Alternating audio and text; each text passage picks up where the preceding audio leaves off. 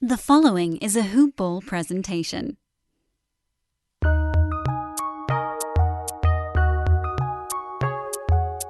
Welcome to the Fantasy NBA Today podcast.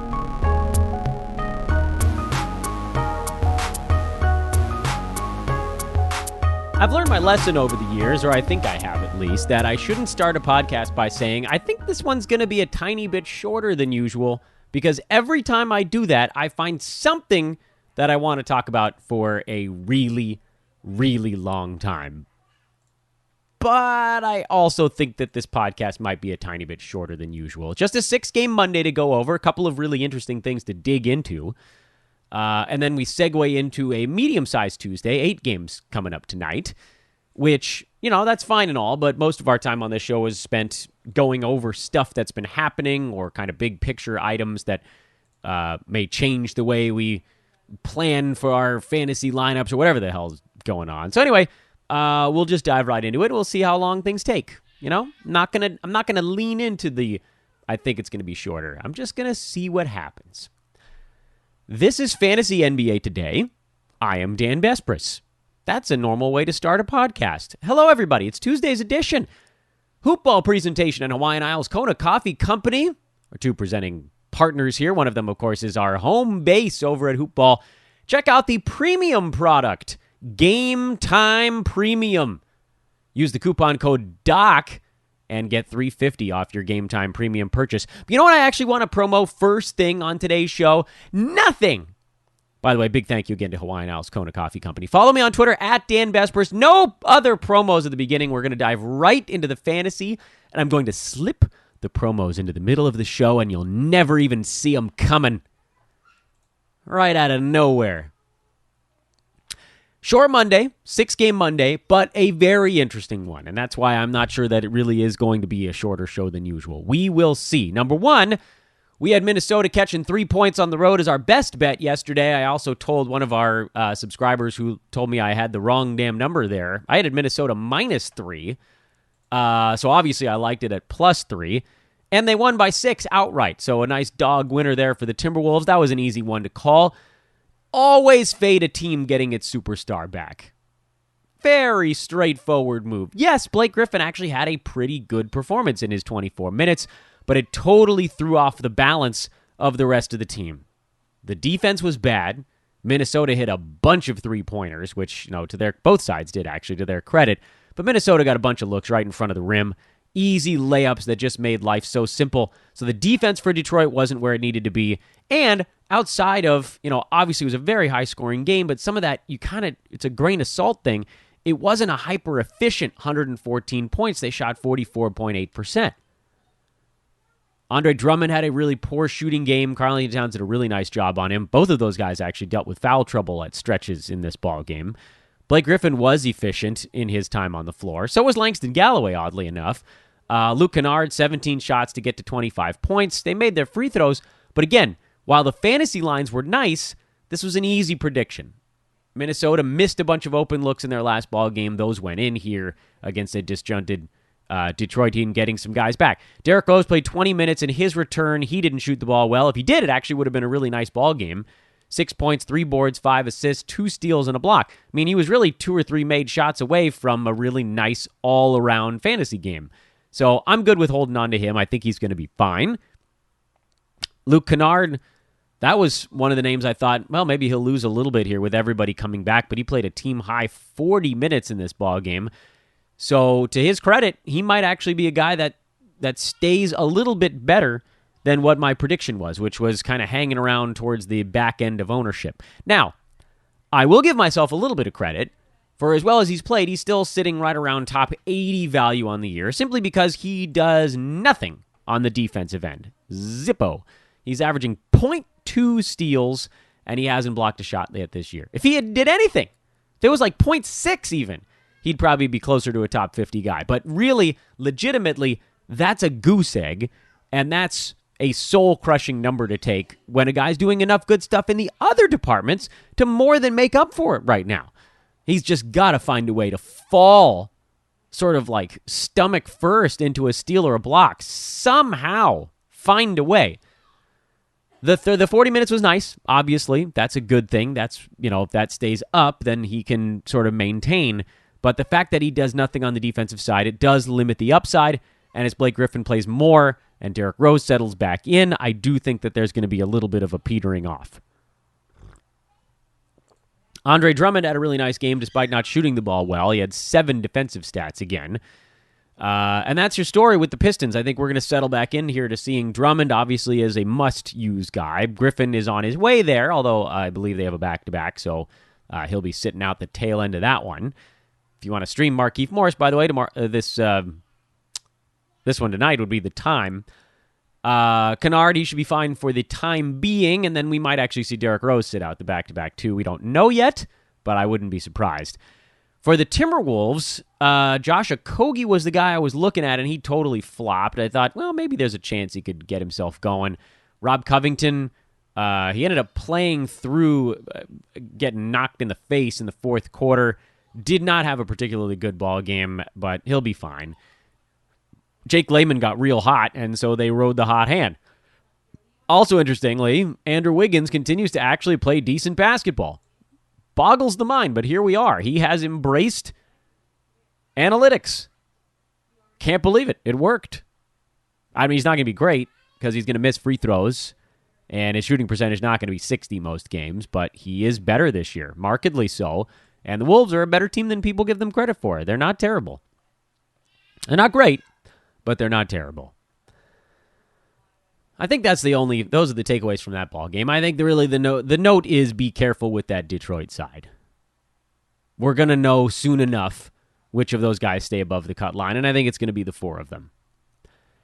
Dallas went to Boston, lost 116-106. Boston just chugging along. They lost Gordon Hayward, so other people just did a little more. Marcus Smart had 17 points. Very efficient. 9 shots. Kemba Walker was very good. 8 3-pointers for Kemba. Jaylen Brown, 25 and 11. And in this one, it was Jason Tatum that had a terrible shooting night. He went 1 for 18. Yikes. You're not going to be able to pry him away from somebody even after a poor shooting night, but that's a bad one. Enes Kanter made his return. He only played 6 minutes off the bench. I don't think that's going to be the trend, but I am concerned that he's not going to play enough to have fantasy relevance this year because Robert Williams, who they like, is the third-string center technically in this depth chart, and he's playing minutes in the teens. Daniel Tice has almost moved in front of Enes Kanter. He sort of got Wally Pipped a little bit here. And Tice had 11, 5, and 3 with a steal and a block. He's been playing very well. I don't know that any of those 3 guys is going to be worth owning now that all 3 of them are playing. So you settle into Tatum, Brown, Walker, probably Marcus Smart now with Gordon Hayward out, who, by the way, that's one of the big news notes of this morning. Gordon Hayward had surgery yesterday in the afternoon. His timetable is 6 weeks, so mark your calendar. Today's the 11th. Today's the 12th. I can do the math. He had surgery on the 11th is what I was trying to say. And then that would be, 3 weeks to December. 3 weeks after that would be basically Christmas. So that would be a nice Christmas present to get an ailing Gordon Hayward back into your lineup. You are absolutely positively sitting on him. 6 weeks is not that long to wait. You have to just grin and bear it.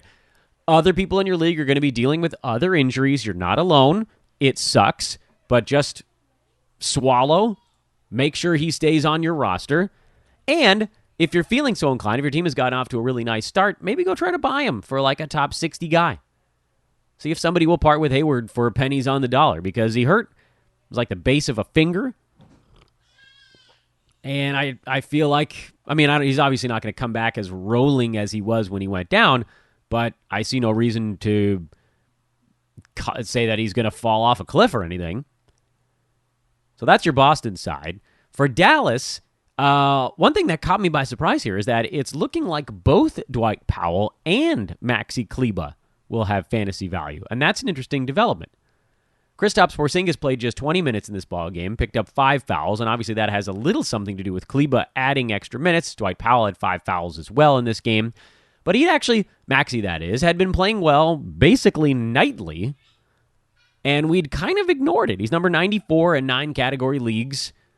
Actually, leading into that ballgame, he was number 94, so he should be moving up the charts a tiny bit.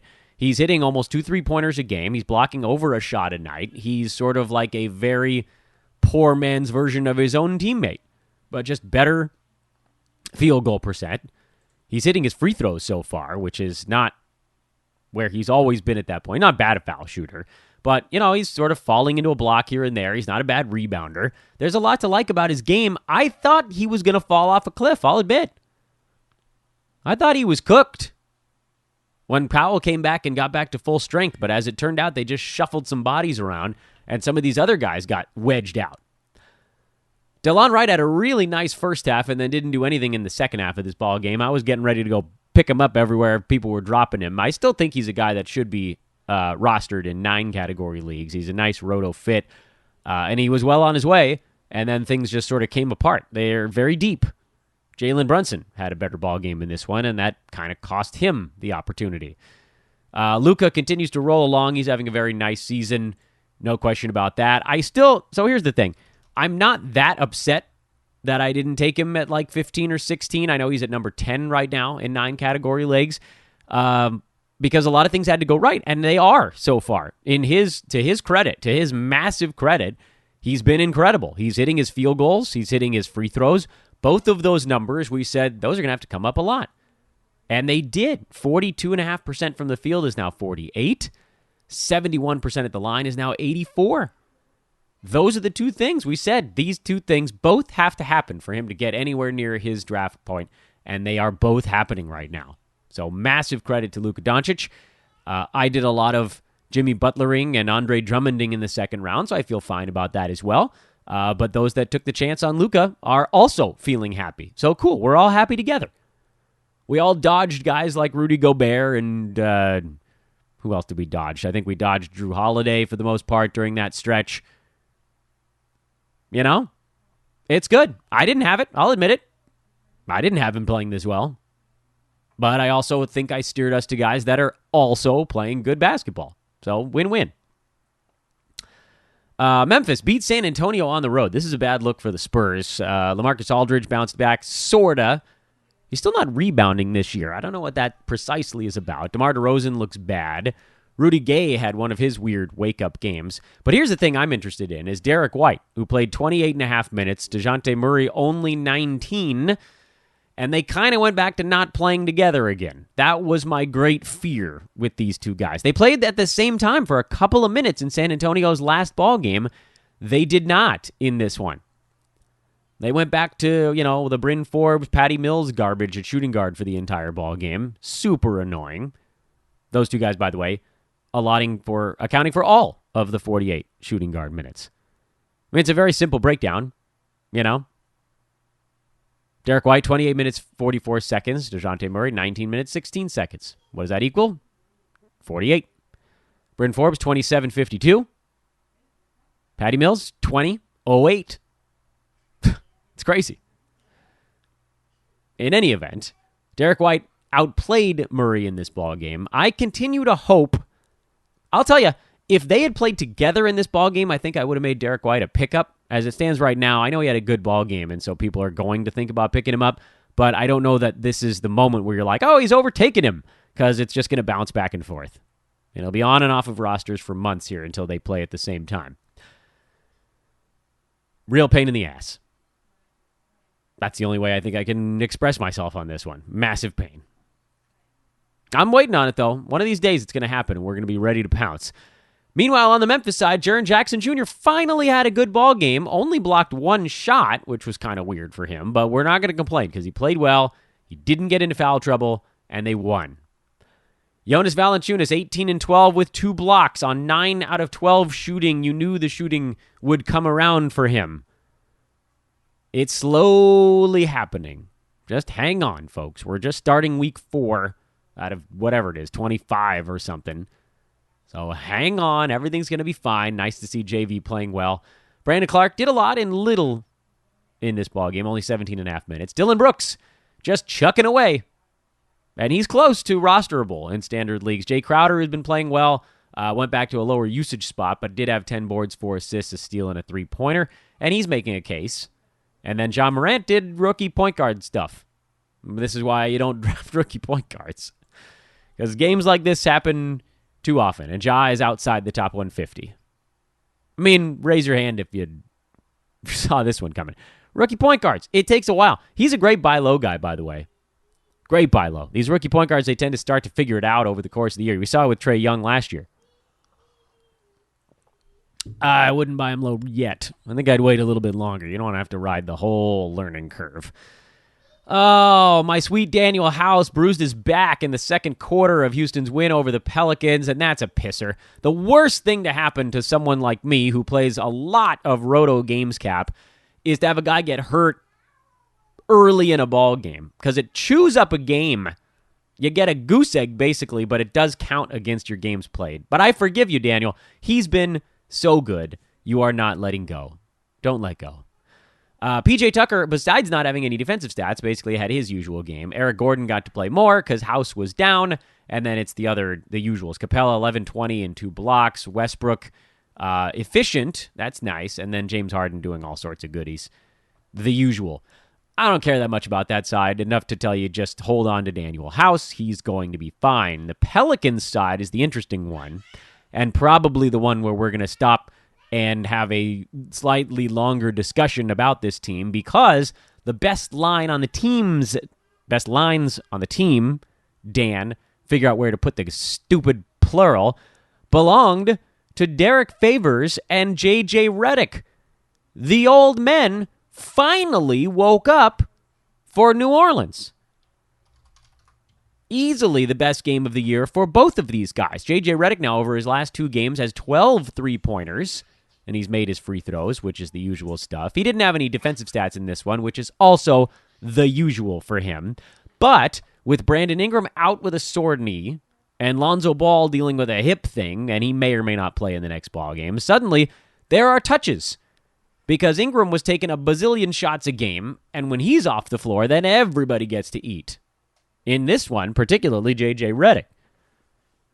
This looked more like what I thought he'd be signing in New Orleans to do. They desperately need floor spacers on that team, and he wasn't getting to play. I am torn, however, because every decision we make, life would be so easy if this was a podcast where I could just hop on and tout and yell, pick him up, or drop him, pick him, drop him. There are some spots out there, not even really podcasts, it's really more just voices. And it's not the big voices either. So I do this and then I think people are going to think I'm calling somebody out. I'm not calling anybody out.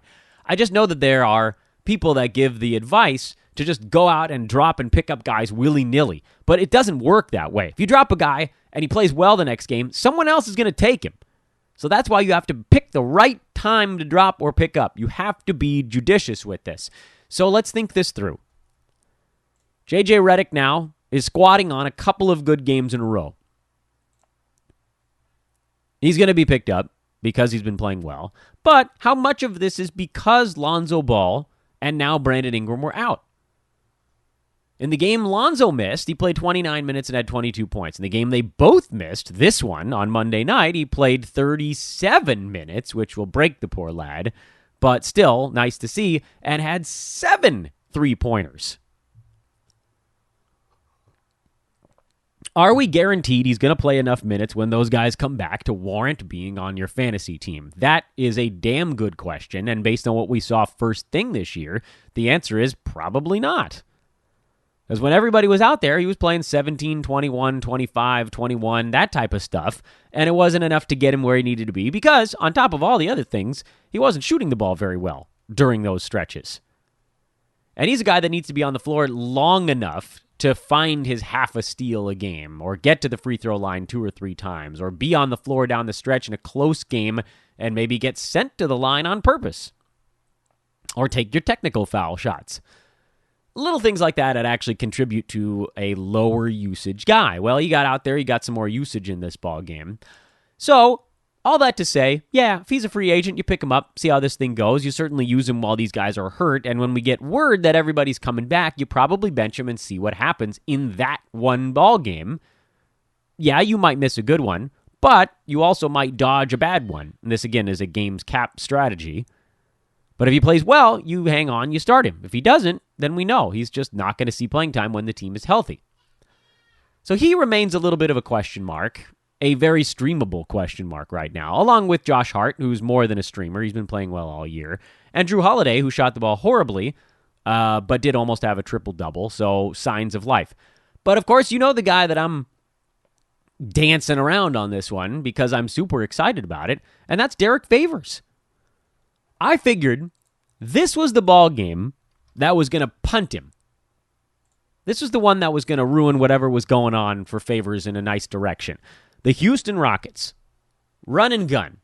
Spread them out, fire three-pointers, use Clint Capella in a pick and roll, make Derek Favors move his feet and run after people all game long. And guess what? He played 29 freaking minutes and was awesome.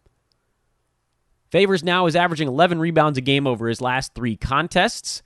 He has 4 steals and 2 blocks over those 3 games. One of them, by the way, was when he was really just starting to ramp up. And the favorite part of all, he's a guy that shoots 55% from the field. Historically, this is where he's at now, if you eliminate some of the very early seasons of his career. So suddenly, we're talking about a guy that can be this dude you drafted. I'm super excited about this. He's going to be a big-time addition for a lot of teams. I have him in a couple of spots, not because I was targeting him, but because everybody was dodging him on draft day. Frankly, I didn't blame people for doing it. I was not trying to take him, but he just kept falling and falling and falling and falling and falling and falling. And then I was like, well, fine. I guess I kind of have to now, don't I? Yes is the answer to that question. Yes, you kind of have to. Where the hell did I get him in one place? It was crazy late. It was... criminy. It was 84. Right? He was a guy that was going in the 40s at the start of draft season. Then he just tumbled. And I thought, well, if he falls in the 60s, 70s, I'll think about it. And then mid-80s? Of course. The other guys going around there they don't have the upside. Few of them have done better. Freddie Van Fleet went around that same spot. That's a nice grab there. Mikal Bridges, he's a waiver wire guy. Ingles, Lou Will, JaVale McGee. These are guys that all went around Derek Favors. You've got the guy that's got the upside, and we're starting to see it. So let's play a little game with Derek Favors. And this is, what could he do if he actually sees minutes in the mid to high 20s? We're not going to get too far ahead of ourselves because when Zion comes back, that's going to pinch things in the front court a little bit. Worth noting, by the way, Jahlil Okafor played 16 minutes. He might not play when Zion comes back. Kenrich Williams, Kenny Hustle, played 38 minutes. A lot of that, of course, due to the fact that Brandon Ingram was out. So there are ways to move bodies around and keep Favors in the 24 to 26 range. Let's not expect 29 when Zion returns. If Zion returns, by the way. We still don't know how long that whole process is going to take. But the last time that Derek Favors played anywhere near 29 minutes was 2 years ago in Utah when he averaged 28 minutes a game, 12-7 with about 2 combined steals and blocks on 56% shooting from the field. Solid. What if you put those 28 minutes on a team that just likes to get out and run, and he can get rewarded for gambling because no one's playing defense and guys are just going to get to him at the rim? Could we see something more like 2014 era Derek Favors? Probably not the 16 points. I doubt he's taking 12.5 shots a game. I would think maybe more like the year before that, where he was at 13-9 with a steal and 1.5 blocks per game. And now you're talking about Paul Millsapian type stuff. So I'm excited about this. I think Derek Favors has top 75 potential now that he's playing. Probably not a ton higher than that, just because he's not going to be a focal point. But the field goal percent is going to be a huge boon. And for me, it's happening on a team that desperately needs someone that can knock down some buckets. And he should absolutely positively be rostered and I would say started. And if we want to look ahead to see who they might be playing in the near future, you can play that game. But I don't, if he can hang in there with Houston, then I am not too worried about it. Clippers next. Montrezl Harrell and Ivica Zubac. Yeah, he'll be on the floor. They're going to need somebody out there that can deal with Montrez. And the late games on the docket went about how you might expect them to. Utah thumping the Warriors in Golden State. Draymond Green came back from his nebulous array of injuries.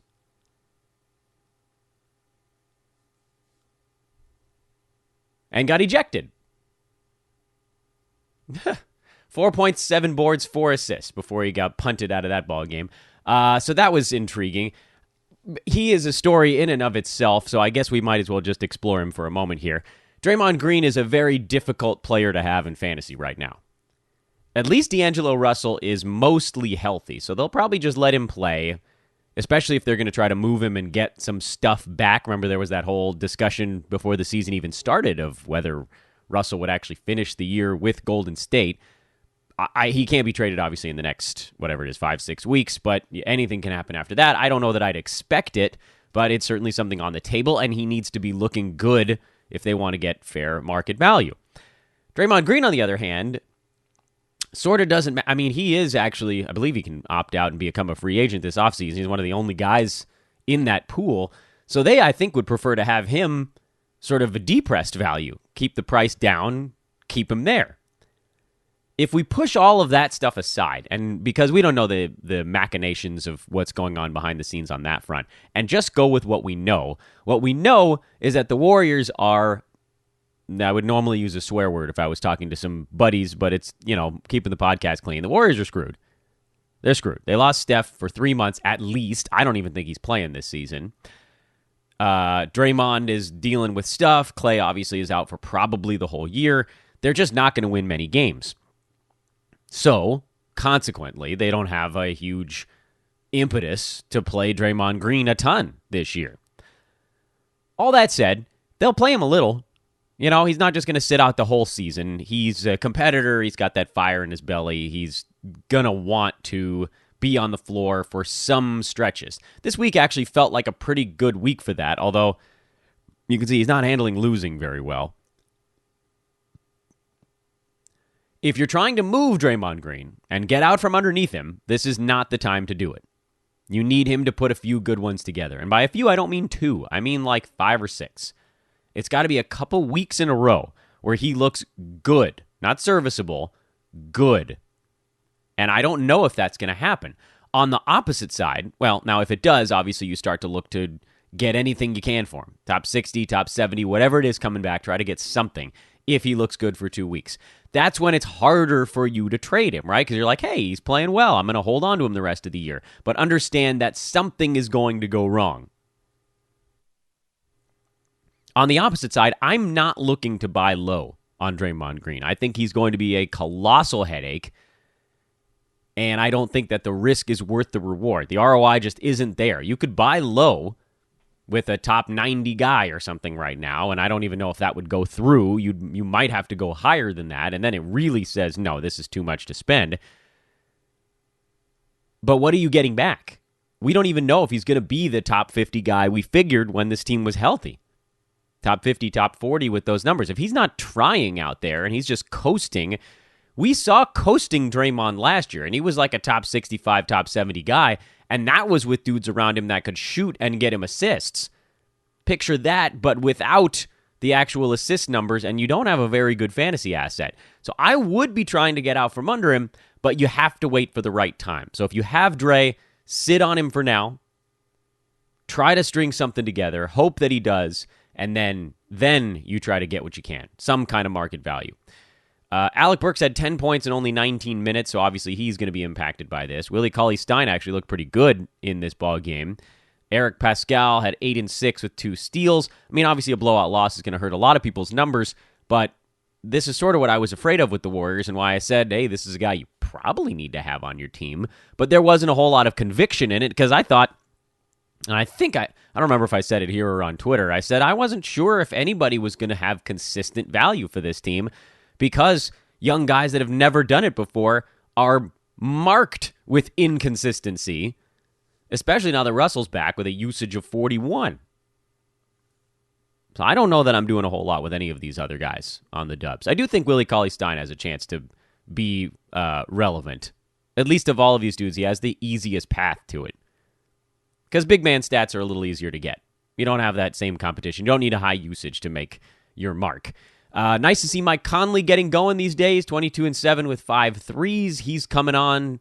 Joe Ingles had a good ball game. He's still not really inside the you need to have him range. He's number 171, but obviously something to keep an eye on. And he's not dropped in many spots yet, although he will be soon unless he does more 11-7 games. And he might. There's a distinct possibility he's just not going to be a useful guy this year. And that's okay. Toronto was able to hang in there for a little bit. And when I say a little bit, it was really like 3.5 quarters against the Clippers and then just ran out of gas. It's tough, man. The LA back-to-back, they probably celebrated a little bit the previous night after a win over the Lakers. They lost OG Anunoby 2 minutes into the game when Kawhi gave him the curly Larry and Moe treatment. Hopefully he's okay. Norman Powell limped off the court near the end with an ankle deal, so they just didn't have the bodies to hang with the Clippers for the entire ball game. Chris Boucher, 13-6 with a steal and 2 blocks, and as people continue to go down for this team, his opportunity continues to go up.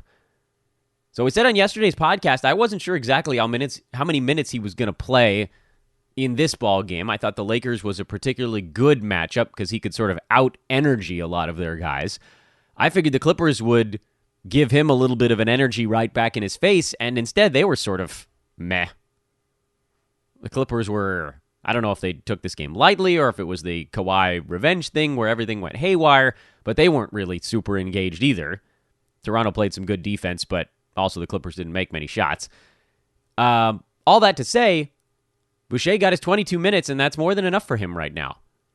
And that's what we said. He needs to get basically all of Serge Ibaka's 22 to 25 minutes a game. And in this one, he did. So that's good news. If that sticks, he's fantasy relevant. But if he dips by 4 or 5 minutes, that could be the difference. Because he's all energy, all hustle. He has sort of a Rashawn Holmesian fantasy profile, but he can also hit the three a little bit. So, yeah, he's obviously in your lineups right now. You roll him out there until the energy falls off. And it probably will. You know, young guys, they go through these ups and downs, but he's useful right now. Norman Powell, if healthy, probably deserves a start. He's never had a great fantasy stat set. He is the safer of these guys because he's playing 35 minutes a game with Kyle Lowry out. But 15, 4, and 2 with a 3-ball and a block. He doesn't do a ton besides score you some points. That's sort of his shtick. If other stuff were to creep in, he could move up the rankings fast. But he is, certainly from a points league perspective, he makes a lot of sense because that's the fastest way to rack up points is actual points. From a 9-cat perspective, he's fringy. He's useful, but fringy. I wouldn't mortgage the farm for him. He's more of a streaming type. Rondae Hollis-Jefferson was also interesting in this one, and I think that had more to do with Anunoby being out than Serge Ibaka, but he had 9-9 with 3 steals and a block. You guys know how annoyed I was with Rondae last year. Actually, it was like the one player that Brew and I disagreed on last season. You remember that silly little back and forth? We never disagree, so it was kind of fun that it actually happened. If Anunoby misses any time, he could be an interesting streamer, but I'm not buying in as a longer-term play. And obviously, with everybody dead, Marc Gasol is going to have to do enough to stay on your team. He has no choice now but to raise his usage from like 7 to 14. Paul George is coming back for the Clippers relatively soon. I'm not going to change valuations much because most of the guys for them were on the outside looking in anyway. But obviously that puts another person on the inside of that Clippers bubble of guys that actually will have fantasy value. Oof, bad shooting game for Kawhi Leonard and 9 turnovers. Raptors really came after him. Of course, the assists were high because they forced the ball out of his hand, but yikes, not a good shooting game. 2 for 11. Very few looks, only 11 shots. Weird game. The line was right on the money, by the way. Clippers were favored by 10. I figured they would cover, actually. I thought the Clippers would get him because that was a tough spot for Toronto. Well, kudos to the Raptors for hanging in there and getting themselves a push. And that's the, what do you call it? That's the yesterday, I guess. Stick a fork in that one. Move ahead. And zoom! Just like that, I said I was going to sneak attack you with a promo, and here it is. It's an easy one. It's a free one. This is the really nice part. Did you guys know that Aaron Brewski, the Aaron Bruski, the founder of hoop-ball.com, is writing an email-only newsletter this season. Some of you probably did. In fact, I know at least a handful of you did, because there's many hundreds of you that are already on the list and receiving it. Did you know Aaron Bruski's weekly newsletter covers all 30 teams in the NBA? Every week he's doing this. He's a maniac. It's like 9 pages long, and the only way to get it is by email. It's not on Hoopball. It's not on Twitter. It's not on a podcast. It is only in the Hoopball Brews letter. You want to know who named it? It was me. I came up with that. Stupid. The Brews letter. It's coming out on Mondays. So if you missed this last one, that's okay. There will be another one. I know what you're thinking. Dan, that sounds awesome. Is it really easy to get on the mailing list? It is. Good question, asker. It's super easy to get on the mailing list. Go to hoop-ball.com/newsletter. hoop-ball.com/newsletter. Or if you just go to hoop-ball.com, there should be a little tab that comes up from the bottom of the page that asks you if you want to be on the mailing list. You can join it there as well. It is the Brews letter. It's email-only content exclusively from Aaron Bruski. Sign up now, hoop-ball.com/newsletter, and be a part of this incredible new offering from Aaron and Hoopball. Tonight, Tuesday night, 8-game slate. Always fun. We'll see if we can keep the betting stuff going. Philadelphia, 11-point home favorites over the Cleveland Cavaliers. That seems like a mess in the making. Oklahoma City is at Indiana. You know what? I don't want to do the betting stuff first. I want to do the fantasy stuff first, so we'll loop back around. Cleveland, Philadelphia has nothing there either. Oh, pick your direction here, Dan. You know, we're a little bit... okay, so Darius Garland's played more than Jordan Clarkson the last couple of games. Maybe that's something to keep one eye on, but not really worth intense viewership. Oklahoma City is at Indiana. This should actually be a pretty well-contested ball game. We still don't know who the hell's playing for the Pacers. They've been awfully banged up so far. So has Steven Adams in what's a 2-game week for the Thunder, so I don't know. I mean, if you have Nerlens Noel at this point, you sort of hang on and stream him if you have the opportunity.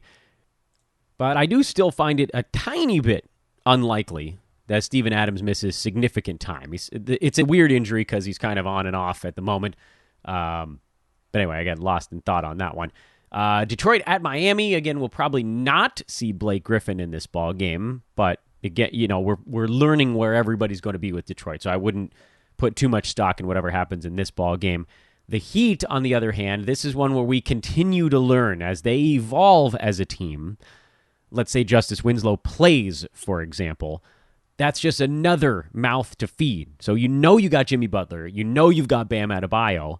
It's not entirely clear what other pieces are going to be good enough with that team. The center position is a rotation.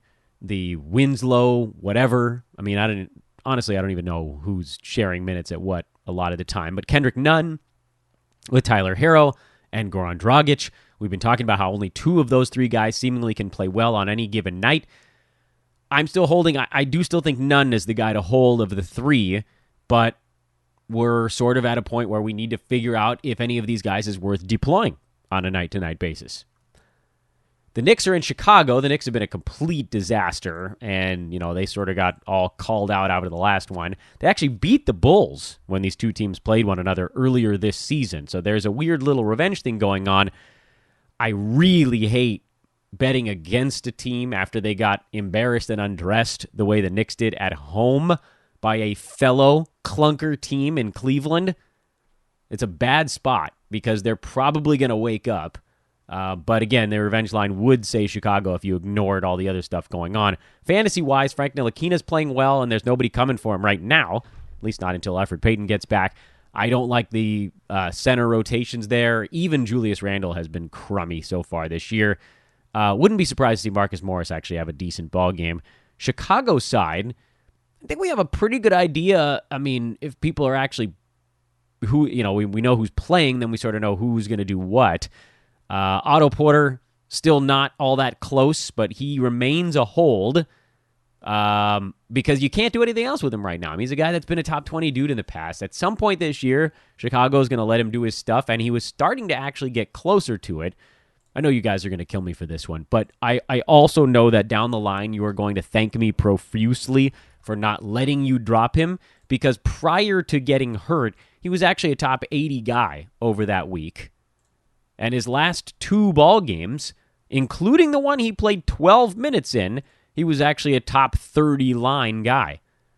That was in about 15.5 points a game, 3 rebounds, an assist, 1.5 steals, and 3.5 3-pointers. It's there. The percentages were leveling out. He just needed some more opportunity, and we were so close. And then down he goes. So you got to hang on. The future is bright, even if it's Chicago. Atlanta, it looks like maybe Kevin Huerter is going to be the third guy, but we still haven't truly seen anyone step up to take that spot vacated. I mean, I guess we did. I mean, we saw Jabari Parker, but it just seemed like they needed to be more. Anyway, with Denver, 4 of the 5 starters to me are worth using, and I don't know that I need to dig too much deeper into that one. Lakers, losers to Toronto in their last one, now take on an upstart Phoenix team that's playing really well so far this year. Kind of curious to see if the Lakers take them seriously, but I think this is going to be a hell of a ball game, actually. This is going to be a close one. Not much fantasy-wise. Mikal Bridges is the name I'm watching on the Phoenix side to see if his minutes continue to slowly trend upward. He's not there yet, but he could be sort of an interesting specialist type if his minutes creep a little bit higher and you see guys like maybe Dario Saric move more towards the outside. And when I say the outside, I don't mean the three-point line. I mean the outside as in not playing as much. Brooklyn's been bad. Karis LeVert is potentially hurt. We don't have the news yet. Maybe it'll come out right around the time this podcast airs. But that obviously clears the runway for a little more stuff for Taurean Prince, probably a little bit more for Spencer Dinwiddie. I don't like Brooklyn this year. We've been down that road. I mean, obviously Kyrie Irving is a guy. I do think Jarrett Allen is the better center to own. But looking at this roster, you knew right from a quick glance that there were issues. And now they are coming out in droves. Like, what the hell was going to happen when you brought in DeAndre Jordan for 4 years? This is a 45.5 was their opening number. I bet that under hard. Utah's pretty predictable these days. You know, the question always is Mike Conley going to do anything? And then Portland is in Sacramento. Kings have been playing a little bit better lately. They're actually favored by a point in this game, which I think might throw some people off, but Portland's been not very good. And there is stuff to watch. This is one of your watch games, by the way. This should be a high-scoring affair, so there's going to be fantasy stuff. Can Bogdan Bogdanovic continue to do stuff for Sacramento? Does that kill Nemanja Bjelica? Sort of a two-pronged thing on the Sacramento side. And for Portland, if Rodney Hood is not playing, does that mean Kent Bazemore plays 30-some-odd minutes again? How many minutes does Anthony Simons play? And if it's a bunch, does he take a bunch of shots? They're banged up. You know, Zach Collins ain't coming back anytime soon. That's a team that desperately needs to trade for a power forward, and I don't know if they have the pieces to do it. But obviously they were better when Rodney Hood was healthy. They were better when Zach Collins was healthy, but they just haven't been that good this year overall. I don't remember what I did with this team. Did I take the under this year? I hope so. I'm going to look it up while we're talking. I did. I took the under. Thank goodness. Under 44.5. I just thought everybody else got better and Portland didn't do anything. Honestly, I just thought that Dame Lillard was going to run out of gas, and that hasn't been the case so far. Everybody else has. You can only run on a treadmill for so long, and that's kind of the way that franchise has been. Kudos to Dame for picking him up so many times, but, I mean, this might be the one. So there's a lot to check out in that ball game. There might be some streaming stuff. There might be some longer-term stuff. I think Portland-Sacramento is on your homework list for this Tuesday evening. And let's see, what else can we put on that bad boy? Probably Miami. Miami's worth watching. Detroit's not, but Miami is. If it's got to be one, it'll be Portland-Sacramento. From a betting standpoint, even without the lines, I can tell you right now, Sacramento is on revenge. They lost to Portland at home. So this is a home thing going on from a couple weeks ago. They have not yet gone to the Moda Center. By 10. They lost by 10. Second game of the year. So I like Sacramento. I think they're going to put up a hell of a fight. And I think that's probably why they're favored by a point. Chicago would be the other revenge game on the docket, but I already told you why I didn't like that one as much. Number one, no Porter. That does make them worse, contrary to what many of you might think. But Thad Young has been an okay fill-in. I just don't like what Chicago does. I think New York is going to play hard because, again, they got embarrassed. You know how I feel about those bounce-back games. And so I think two horrible teams are going to be really fighting tooth and nail. The Revenge does say play Chicago, but I am a little bit more reticent with that one. And then maybe you play Detroit in this one. I know it's a back-to-back in Miami after their home game against Minnesota, so there's a decent amount of travel there. But now Blake's sitting. They probably play better without their superstar, at least right now. And obviously he makes them better when he's in long-term.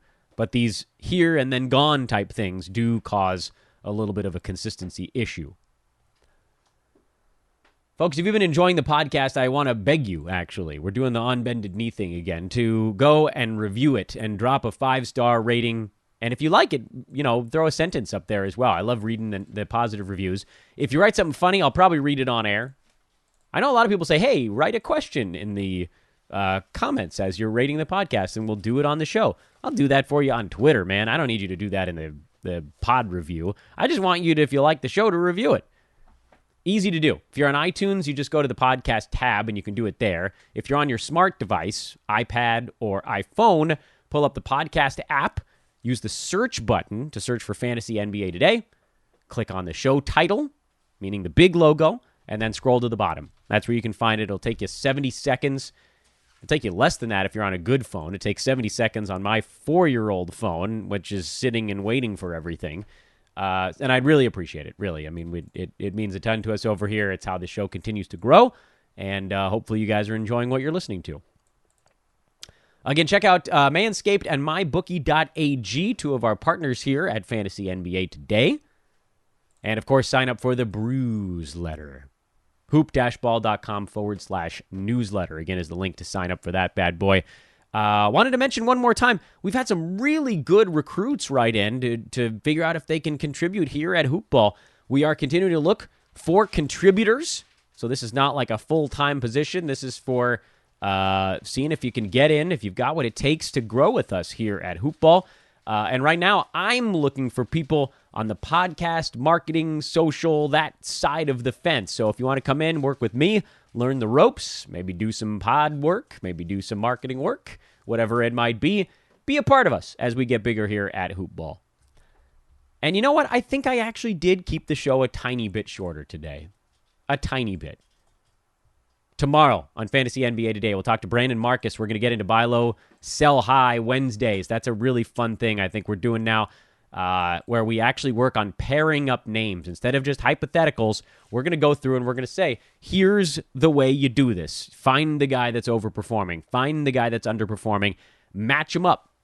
Make your offer. Because you definitely have someone on your team that is overperforming. It's a hard thing to come to terms with, by the way, when you have a guy that's overperforming on your fantasy team, because you want to just sort of write it off. Oh, he's just better than everybody thought. Let's dial it back a little bit here. Most of the time, they are who they are. So find your guy that's overperforming, and then we'll teach you how to go find the pair. That'll be tomorrow with Brandon Marcus. Obviously, we'll go over the Tuesday card and get you set for Wednesday evening as well. We got a coach visit coming up later on this week. Haven't decided exactly when. Probably Thursday's episode. And then we'll wrap up the week on Friday with the look ahead. So we're rumbling along here. Fantasy NBA Today continues, as does the season. We're 3 full weeks in as of today. This is the start of the official week 4. I know it's, Fantasy Week 4 started yesterday, but I keep time from the Tuesday that it all began. Have a great this Tuesday. I am at Dan Besbris on Twitter, DanBesbris. We will talk to you tomorrow. So long, everybody.